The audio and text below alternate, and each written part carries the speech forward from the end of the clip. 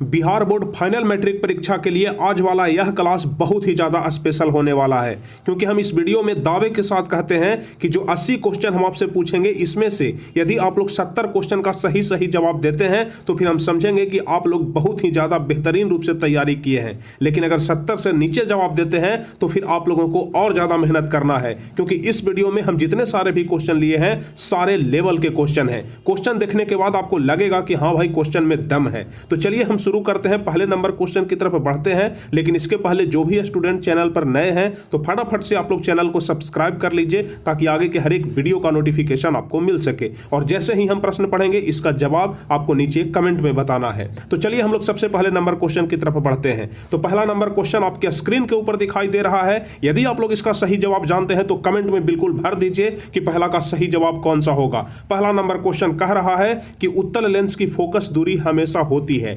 उत्तल लेंस की फोकस दूरी धनात्मक होती है कि ऋणात्मक होती है? तो पहला का सही जवाब हो जाएगा पॉजिटिव, यानी कि धनात्मक होती है। पहला का अगर ए नंबर ऑप्शन लगा रहे हैं तो बिल्कुल सही है। चलिए दूसरा नंबर क्वेश्चन, जो कि बहुत ही ज्यादा महत्वपूर्ण क्वेश्चन है, कह रहा है कि किसी शब्दकोश में पाए गए छोटे अक्षरों के पढ़ते समय निम्न में से कौन सा लेंस आप पसंद करेंगे? दूसरा नंबर क्वेश्चन जल्दी से आप लोग बताइए। यानी इस क्वेश्चन में आपसे पूछ रहा है कि छोटे अक्षरों को पढ़ने के लिए किस लेंस का उपयोग करेंगे? तो इसका सही जवाब हो जाएगा 5 सेंटीमीटर फोकस दूरी वाला उत्तल लेंस। दूसरा का सी ऑप्शन सही होगा। चलिए तीसरा नंबर क्वेश्चन, मोटर गाड़ी के चालक के सामने सामान्यतः लगा रहता है। मोटर गाड़ी के चालक के सामने कौन सा दर्पण होता है? तो सही जवाब हो जाएगा उत्तल दर्पण। तीसरा का बी ऑप्शन सही होगा। चलिए चौथा नंबर क्वेश्चन कह रहा है कि एक व्यक्ति समतल दर्पण की ओर 4 मीटर प्रति सेकंड की चाल से चल रहा है और व्यक्ति को समतल दर्पण में बना अपना प्रतिबिंब किस चाल से आता हुआ प्रतीत होगा? यानी कि कोई व्यक्ति है जो समतल दर्पण की तरफ 4 मीटर प्रति सेकंड की रफ्तार से आ रहा है, तो दर्पण में वह अपना प्रतिबिंब कितना चाल से आता हुआ दिखाई पड़ेगा? चौथा नंबर क्वेश्चन। तो ध्यान रखिएगा, अगर वह एक्चुअल में 4 मीटर प्रति सेकंड की रफ्तार से चल रहा है तो दर्पण में उसे लगेगा कि हम दुगने रफ्तार से चल रहे हैं, यानी कि 8 मीटर पर सेकंड। तो चौथा का सी ऑप्शन सही होगा। चलिए पांचवा नंबर क्वेश्चन बताइए। नेत्र लेंस की फोकस दूरी बढ़ जाने से आंख में कौन सा दोष उत्पन्न होता है? नेत्र लेंस की फोकस दूरी बढ़ जाने से जरा दृष्टि दोष होता है, जो कि अक्सर बुढ़ापे में होता है। पांचवा का सी ऑप्शन सही होगा। चलिए छठा नंबर क्वेश्चन बताइए। दूरदृष्टि दोष वाले व्यक्ति द्वारा जिस चश्मे का उपयोग किया जाता है उसमें कौन सा लेंस लगा होता है? 6 नंबर क्वेश्चन, कौन सा जवाब सही होगा? तो ध्यान रखिएगा, दूरदृष्टि दोष वाले व्यक्ति के चश्मे में उत्तल लेंस होता है। 6 का ए ऑप्शन सही होगा। चलिए 7वां नंबर क्वेश्चन फटाफट से आप लोग बताइए। और यदि आप लोग वीडियो को लाइक नहीं किए हैं तो जल्दी से आप लोग इस वीडियो को लाइक कर दीजिए, अपने दोस्तों के बीच शेयर करिए। और जो भी स्टूडेंट चैनल पर नए हैं, पहली बार चैनल को देख रहे हैं, अभी तक चैनल को सब्सक्राइब नहीं किए हैं, तो जल्दी से आप लोग चैनल को सब्सक्राइब कर लीजिए। चलिए 7वां नंबर क्वेश्चन, विद्युत आवेश की इकाई है।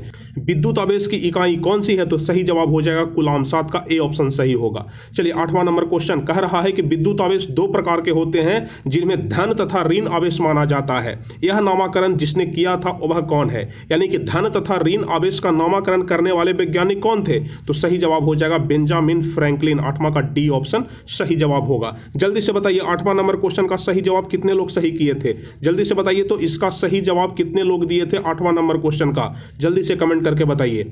अब चलिए 10वां नंबर क्वेश्चन अपने आप में बहुत ही ज्यादा खास है और उम्मीद करके चलिए कि यह वाला क्वेश्चन आपके परीक्षा में पूछेगा, क्योंकि बहुत ही ज्यादा महत्वपूर्ण है, लाजवाब क्वेश्चन है। कह रहा है कि किसी विद्युत बल्ब पर 220 वोल्ट तथा 100 वाट अंकित है और जब इसे 100 वोल्ट पर प्रचलित करते हैं तब इसके द्वारा उपयुक्त शक्ति कितनी होती है? शक्ति यानी कि पावर, यानी कि पी बराबर आपसे पूछ रहा है। तो यदि आप लोग इसको सॉल्यूशन करेंगे तो सही जवाब आएगा 25 वाट। तो 10वां का डी ऑप्शन सही जवाब होगा। या तो इसका सॉल्यूशन सीख लीजिए या फिर इस क्वेश्चन को ही रट जाइए, क्योंकि बहुत ज्यादा महत्वपूर्ण क्वेश्चन है। चलिए 11 नंबर क्वेश्चन, जो कि बहुत ही ज्यादा महत्वपूर्ण है, कह रहा है कि विद्युत चुंबकीय प्रेरण की घटना किस प्रक्रिया को कहते हैं? 11 नंबर क्वेश्चन, कौन सा सही जवाब होगा? तो ध्यान रखिएगा 11 का सही जवाब सी नंबर ऑप्शन होगा कि किसी कुंडली तथा चुंबक के बीच में अपेक्षित गति के कारण कुंडली में प्रेरित धारा उत्पन्न करता है। विद्युत चुंबकीय परिघटना इसी को कहते हैं। सी नंबर ऑप्शन सही जवाब होगा।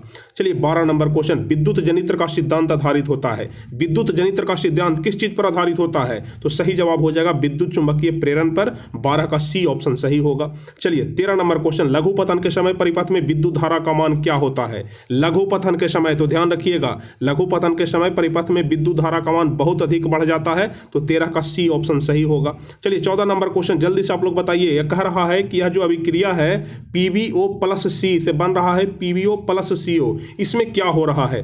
तो जैसा कि आप लोग देख रहे हैं कि इसमें सी यानी कि जो कार्बन है एक अवकारक के रूप में कार्य कर रहा है। तो 14 का सी ऑप्शन सही होगा कि कार्बन एक अवकारक है। अब चलिए 15 नंबर क्वेश्चन, निम्न धातुओं में कौन NaOH के विलयन से हाइड्रोजन देता है? तो 15 का सही जवाब आप लोग ध्यान रखिएगा, कौन सा ऑप्शन सही होगा? एल्यूमिनियम। ध्यान रखिएगा कि एल्यूमिनियम धातु जो है वह NaOH के विलयन से हाइड्रोजन गैस देता है।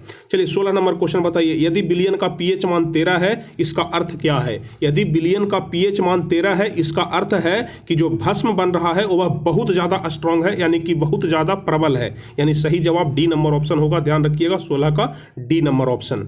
चलिए 17 नंबर क्वेश्चन, साधारण ताप पर फास्फोरस का अणुसूत्र क्या होता है? फास्फोरस का अणुसूत्र आपसे पूछ रहा है तो 17 का सही जवाब P4 हो जाएगा। ध्यान रखिएगा क्योंकि साधारण ताप पर पूछ रहा है। चलिए 18 नंबर क्वेश्चन, पीतल में क्या रहता है? जल्दी से बताइए आप। जैसा कि आप सभी लोग जानते हैं कि पीतल एक मिश्र धातु है, तो मिश्र धातु में कौन कौन सा धातु मिला हुआ रहता है? तो 18 का सही जवाब हो जाएगा Cu और Zn यानी कॉपर और जिंक। तो 18 का बी ऑप्शन सही होगा। क्वेश्चन देख करके आपको लग रहा होगा कि बहुत ही ज्यादा लेवल वाला क्वेश्चन है, और यह हम इसलिए करा रहे हैं ताकि अगर आपके परीक्षा में हार्ड क्वेश्चन पूछ दे फिर भी आपसे एक क्वेश्चन भी ना छूटे। तो जल्दी से बताइए 19वां नंबर क्वेश्चन, धातुओं की प्रकृति होती है। धातुओं की प्रकृति कैसी होती है? तो 19 का सही जवाब हो जाएगा विद्युत धनात्मक। 19 का ए ऑप्शन सही होगा। चलिए 20वां नंबर क्वेश्चन बताइए, चुंबकीय अशुद्ध को किस प्रकार से दूर किया जाता है? चुंबकीय अशुद्धि को किस प्रकार से दूर किया जाता है? तो 20 का सही जवाब हो जाएगा चुंबकीय विधि द्वारा। 20 का डी ऑप्शन सही होगा। चलिए 21वां नंबर क्वेश्चन, कार्बनिक यौगिकों का आवश्यक तत्व कौन सा है? कार्बनिक यौगिकों का आवश्यक तत्व, तो 21 का सही जवाब हो जाएगा कार्बन। 21 का ए ऑप्शन सही जवाब होगा। अब चलिए 22वां नंबर क्वेश्चन, अक्रिय तत्व कौन है? अक्रिय तत्व 22 नंबर क्वेश्चन, तो सही जवाब हो जाएगा हीलियम अक्रिय तत्व है। उसके बाद 23वां नंबर क्वेश्चन बताइए, एल्कीन श्रेणी के यौगिकों का सामान्य सूत्र क्या होता है? एल्कीन श्रेणी के यौगिकों का सामान्य सूत्र, तो एल्कीन का सामान्य सूत्र आप लोग याद किए हैं, क्या होता है? CnH2n होता है। तो 23 का ए ऑप्शन सही होगा। उसके बाद चलिए हम लोग 24 नंबर क्वेश्चन की तरफ बढ़ते हैं। अपमार्जक बनाने में उपयोग होता है। अपमार्जक बनाने में किसका उपयोग होता है? तो 24 का सही जवाब हो जाएगा अल्कोहल का उपयोग होता है। 24 का सी ऑप्शन सही होगा। चलिए उसके बाद 25 नंबर क्वेश्चन, आवर्त सारणी के 7 एक के तत्व कौन सा है? 7A, यहाँ पर 7 लिखा हुआ है और A है, तो आवर्त सारणी के 7 एक के तत्व कौन सा है? तो 25 का सही जवाब हो जाएगा हैलोजन कहलाते हैं। ध्यान रखिएगा आवर्त सारणी के 7A के सभी तत्व हैलोजन कहलाते हैं।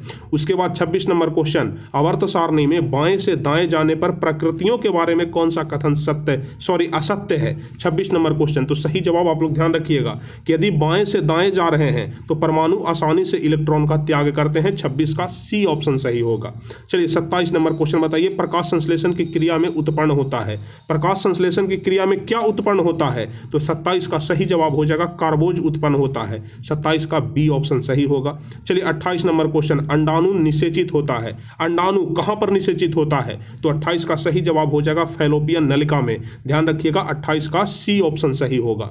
चलिए 29 नंबर क्वेश्चन, यदि आप लोग सही जवाब जानते हैं तो नीचे कमेंट में एकदम भर दीजिए, और वीडियो को लाइक और शेयर तो दबा करके करिए ताकि ज्यादा से ज्यादा स्टूडेंट जुड़ जाए, क्योंकि यहाँ पर आप सभी लोगों का तैयारी नापा जा रहा है कि आप लोग का परीक्षा चाहे हार्ड हो या फिर लो हो, आप लोगों की तैयारी कैसी है, कैसा नंबर आ सकता है। अभी आप लोग बहुत ही सरल क्वेश्चन का तैयारी कर रहे थे, लेकिन आज वाला यह जो क्वेश्चन है यह एडवांस लेवल का क्वेश्चन है, इसमें दम है, और हो सकता है कि इसी तरह का क्वेश्चन पूछ दिया जाए तो फिर भी आप लोगों को कोई दिक्कत नहीं होना चाहिए। बताइए श्वसन की क्रिया होती है, श्वसन की क्रिया किस चीज में होती है? तो 29 का सही जवाब हो जाएगा माइटोकॉन्ड्रिया में। 29 का बी ऑप्शन सही होगा। चलिए 30वां नंबर क्वेश्चन, एक स्वच्छ मनुष्य में प्रकुंचन एवं अनुशीतलन दाब क्या होता है? तो ध्यान रखिएगा कि प्रकुंचन एवं अनुशीतलन दाब 120/80 होता है। 30 का ए ऑप्शन सही होगा। चलिए 31 नंबर क्वेश्चन, पत्तियों का मुरझाना किस पादप हार्मोन के कारण संभव हो पाता है? 31 नंबर क्वेश्चन, पत्तियों का मुरझाना, तो ध्यान रखिएगा जो पत्ती मुरझाता है वह एब्सिसिक अम्ल के कारण ही मुरझाता है। तो 31 का सी ऑप्शन सही होगा। चलिए उसके बाद 32 नंबर क्वेश्चन कह रहा है कि कौन सा पादप नियंत्रक फल बेचने वालों द्वारा उपयोग किया जाता है? बहुत ही ज्यादा लाजवाब क्वेश्चन है। कौन सा पादप नियंत्रक फल बेचने वालों के द्वारा उपयोग किया जाता है? तो एथिलीन। 32 का सी ऑप्शन सही होगा। अब चलिए 33 नंबर क्वेश्चन बताइए, विद्युत जनित्र का सिद्धांत आधारित होता है। विद्युत जनित्र का सिद्धांत किस चीज पर आधारित होता है? तो विद्युत चुंबकीय प्रेरण पर। 33 का बी ऑप्शन सही होगा। चलिए उसके बाद 34 नंबर क्वेश्चन देख लीजिए, एड्स रोग का प्रमुख कारण क्या है? एड्स रोग का कारण क्या होता है? तो असुरक्षित यौन संपर्क होता है। 34 का ए ऑप्शन सही होगा। चलिए 35 नंबर क्वेश्चन, चमगादड़ एवं पक्षी के पंख किस प्रकार के अंग के उदाहरण है? तो आप लोग ध्यान रखिएगा कि चमगादड़ और पक्षी का जो पंख होता है वह एक ही तरह का होता है, यानी कि समरूप अंग होते हैं। तो 35 का ए ऑप्शन सही होगा। चलिए 36 नंबर क्वेश्चन बताइए। वे अंग जिसकी उत्पत्ति तथा मूल रचना में तो समानता होती है किंतु कार्य के अनुसार उनकी बाह्य रचना में परिवर्तन हो जाता है, ऐसे अंगों को क्या कहते हैं? 36 नंबर क्वेश्चन, जो कि एक बहुत ही ज्यादा लाजवाब क्वेश्चन है। वे अंग जिनकी उत्पत्ति तथा मूल रचना में तो समानता होती है, यानी कि देखने में भी एक जैसा लगता है, उसकी उत्पत्ति भी एक ही तरह से होती है, लेकिन उसका कार्य अलग अलग होता है, यानी कि कार्य करने के अनुसार उनकी बाह्य रचना में परिवर्तन हो जाता है। तो बताइए ऐसे अंग को क्या कहते हैं? तो समजात अंग कहते हैं। ध्यान रखिएगा 36 का ए ऑप्शन सही होगा।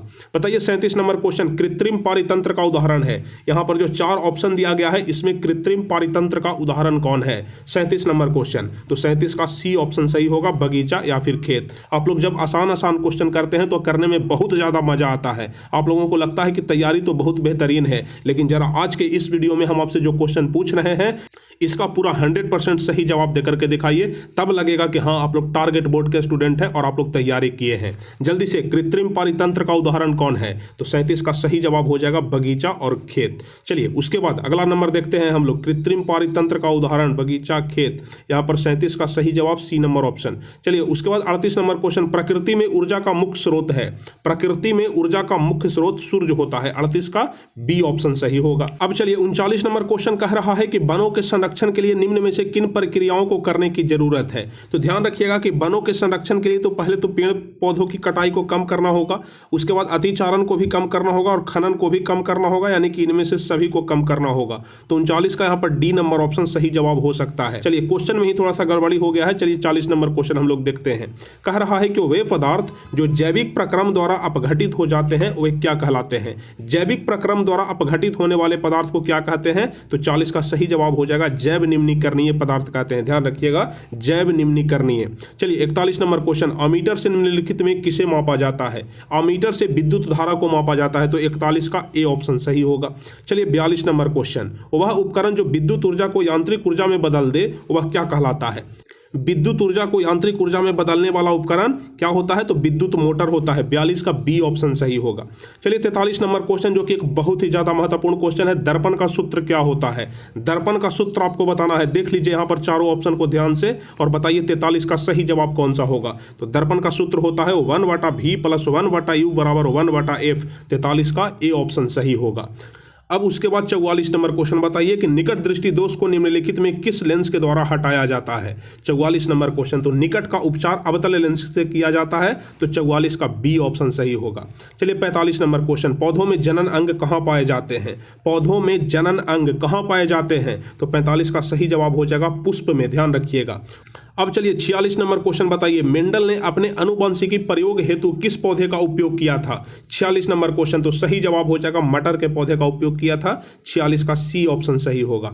चलिए 47 नंबर क्वेश्चन, पारिस्थितिकी तंत्र में ऊर्जा का प्रवाह किस दिशा में होता है? 47 नंबर क्वेश्चन, कौन सा सही जवाब होगा? तो ध्यान रखिएगा 47 का ए ऑप्शन सही होगा, एक दिवसीय दिशा में। ध्यान रखिएगा कि पारिस्थितिक तंत्र में ऊर्जा का प्रवाह एक ही दिशीय दिशा में होता है, यानी कि एक ही दिशा में होता है। तो 47 का ए ऑप्शन सही होगा। 48 नंबर क्वेश्चन, ओजोन परत पाया जाता है। ओजोन परत वायुमंडल के किस सतह में पाया जाता है? तो ध्यान रखिएगा 48 का सही जवाब हो जाएगा कि ओजोन परत वायुमंडल के ऊपरी सतह में पाया जाता है। 48 का बी ऑप्शन सही होगा। उसके बाद 49 नंबर क्वेश्चन तो आसान है, पूछ रहा है कि दाढ़ी बनाने में कौन सा दर्पण उपयुक्त होता है? तो दाढ़ी बनाने में अवतल दर्पण। 49 का सी ऑप्शन सही होगा। चलिए 50 नंबर क्वेश्चन, प्रकाश के परावर्तन के कितने नियम हैं? प्रकाश के परावर्तन के या फिर प्रकाश के अपवर्तन के 2 ही नियम होते हैं। तो 50 का बी ऑप्शन सही होगा। 51 नंबर क्वेश्चन कह रहा है कि निर्वात में प्रकाश की चाल होती है। निर्वात में प्रकाश की चाल कितनी होती है? तो 51 का सही जवाब हो जाएगा 3 × 10⁸ मीटर पर सेकेंड। 51 का ए नंबर ऑप्शन सही जवाब होगा। 52 नंबर क्वेश्चन बताइए, कह रहा है कि वह कौन सा दर्पण है जिसमें बड़ा प्रतिबिंब बनता है? तो हमेशा अवतल दर्पण में ही बड़ा प्रतिबिंब बनता है। तो 52 का बी ऑप्शन सही होगा। चलिए 53 नंबर क्वेश्चन, दंत विशेषज्ञ यानी कि जो दांत के डॉक्टर होते हैं वह किस दर्पण का उपयोग मरीजों के दांतों का बड़ा प्रतिबिंब देखने के लिए करता है? तो अभी हम आपको बताए कि बड़ा प्रतिबिंब किसमें बनता है, तो अवतल दर्पण में। तो जो दंत विशेषज्ञ होते हैं वह अवतल दर्पण का ही प्रयोग करते हैं। चलिए 54 नंबर क्वेश्चन बताइए। कह रहा है कि केवल आभासी और काल्पनिक प्रतिबिंब किस दर्पण में बनता है। आभासी और काल्पनिक प्रतिबिंब किस दर्पण में बनता है, तो ध्यान रखिएगा 54 का सही जवाब कौन सा होगा, तो ध्यान रखिएगा समतल और उत्तल दर्पण में आभासी और काल्पनिक प्रतिबिंब बनता है। ऐसे आप लोग ध्यान रखिएगा, यहां पर हम आपको थोड़ा सा समझाना चाहेंगे, समतल दर्पण में आभासी प्रतिबिंब बनता है या फिर काल्पनिक प्रतिबिंब बनता है। आभासी और काल्पनिक दोनों एक ही चीज होता है, इसको बात को तो आप लोग जानते ही होंगे। तो यहां पर समतल दर्पण में वस्तु के बराबर प्रतिबिंब बनता है लेकिन आभासी बनता है। उत्तल दर्पण में वस्तु से छोटा प्रतिबिंब बनता है लेकिन आभासी बनता है। तो सही जवाब में अगर यहां पर सिर्फ कह रहा है कि किसमें आभासी प्रतिबिंब बनता है तो समतल भी सही होगा और उत्तल भी सही होगा, यानी कि इसका डी नंबर ऑप्शन सही जवाब हो जाएगा। अब चलिए उसके बाद 55 नंबर क्वेश्चन, मोटर चालक के सामने किस मिरर का प्रयोग किया जाता है, तो मोटर चालक के साइड मिरर के रूप में उत्तल दर्पण का प्रयोग किया जाता है। 55 का सी ऑप्शन सही होगा। चलिए 56 नंबर क्वेश्चन, गोलीय दर्पण के परावर्तन पृष्ठ की वृत्ताकार सीमा रेखा का व्यास क्या कहलाता है, जो कि एक बहुत ज्यादा लाजवाब क्वेश्चन, बहुत ही ज्यादा महत्वपूर्ण क्वेश्चन, और रट जाइए इसको, हर हाल में पूछेगा। गोलीय दर्पण के परावर्तन पृष्ठ की वृत्ताकार सीमा रेखा का व्यास, तो 56 का सही जवाब हो जाएगा वक्रता त्रिज्या कहलाता है। 56 का बी ऑप्शन सही होगा। चलिए 57 नंबर क्वेश्चन, जो प्रकाश तरंग होता है वह किस चीज का उदाहरण होता है, जल्दी से बताइए कि प्रकाश तरंग उदाहरण होता है। 57 नंबर क्वेश्चन, तो सही जवाब हो जाएगा विद्युत चुंबकीय तरंग का।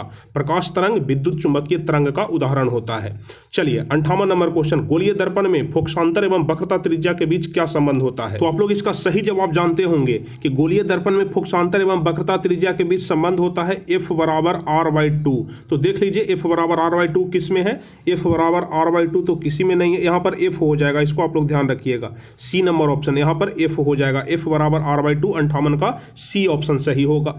अब चलिए 59 नंबर क्वेश्चन, समतल दर्पण में प्रतिबिंब की प्रकृति क्या होती है। 59 नंबर क्वेश्चन, तो आप सभी लोग जानते हैं कि समतल दर्पण में सबसे पहले तो आभासी प्रतिबिंब बनता है और वस्तु के बराबर बनता है, यानी कि जितना बड़ा वस्तु होता है प्रतिबिंब भी उतना बड़ा ही बनता है। तो 59 का डी ऑप्शन सही होगा।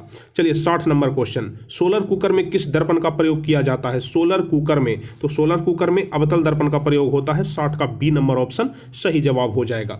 चलिए 61 नंबर क्वेश्चन, सर्च लाइट का प्रवर्तक सतह होता है। सर्च लाइट का प्रवर्तक सतह किस लेंस या फिर किस दर्पण का होता है, जल्दी से आप लोग बताइए। सर्च लाइट का प्रवर्तक सतह, तो ध्यान रखिएगा सर्च लाइट का जो प्रवर्तक सतह होता है वह कौन सा दर्पण होता है, तो अवतल दर्पण होता है।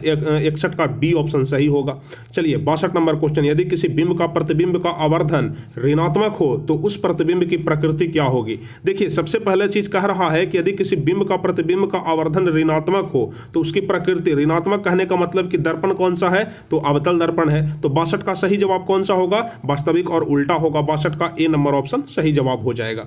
चलिए उसके बाद 63 नंबर क्वेश्चन, किसी दर्पण के सामने आप चाहे जितनी दूरी पर खड़ा हो आपका प्रतिबिंब सीधा ही बनता है, तो संभवतः वह कौन सा दर्पण है। 63 नंबर क्वेश्चन, देखिए बहुत लॉजिकली क्वेश्चन है और जितने सारे भी क्वेश्चन हम पूछ रहे हैं सारे महत्वपूर्ण क्वेश्चन है। तो 63 का सही जवाब यदि आप लोग जानते हैं तो कमेंट में बताइए। किसी दर्पण के सामने आप चाहे जितनी दूरी पर खड़े हो आपका प्रतिबिंब सीधा बन रहा है, इसका मतलब कि समतल दर्पण है या फिर उत्तल दर्पण है। तो 63 का डी नंबर ऑप्शन सही जवाब हो जाएगा। चलिए 64 नंबर क्वेश्चन बताइए, अवतल दर्पण द्वारा किसी वस्तु का प्रतिबिंब आभासी, सीधा तथा बिंब से बड़ा पाया गया तो वस्तु की स्थिति कहां होनी चाहिए। 64 नंबर क्वेश्चन कौन सा सही जवाब होगा, तो ध्यान रखिएगा अवतल दर्पण द्वारा किसी वस्तु का प्रतिबिंब अगर आभासी है, सीधा है और बिंब से बड़ा है तो वस्तु की स्थिति कहां होनी चाहिए, तो दर्पण के ध्रुव और मुख्य फोकस के बीच में। 64 का डी नंबर ऑप्शन सही जवाब हो जाएगा।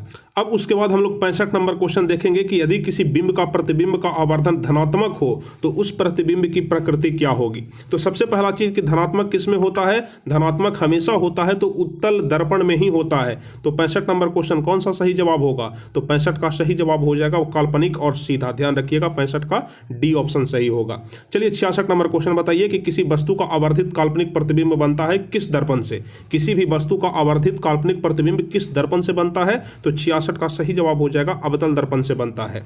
अब चलिए 67 नंबर क्वेश्चन कह रहा है कि निम्नलिखित में कौन उत्तल दर्पण की फोकस दूरी है जिसकी वक्रता त्रिज्या 32 सेंटीमीटर है। आप लोग जानते हैं कि फोकस दूरी वक्रता त्रिज्या की आधी होती है, तो यहां पर वक्रता त्रिज्या 32 सेंटीमीटर है तो फोकस दूरी आधी यानी कि 16 सेंटीमीटर। तो 67 का सही जवाब कौन सा हो जाएगा, सी नंबर ऑप्शन सही हो जाएगा। चलिए 68 नंबर क्वेश्चन, परावर्तन के नियम से आधारित होती है। परावर्तन के नियम से क्या आधारित होती है, तो 68 का सही जवाब जवाब हो जाएगा आपतन कोण बराबर परावर्तन कोण। 68 का ए ऑप्शन सही होगा।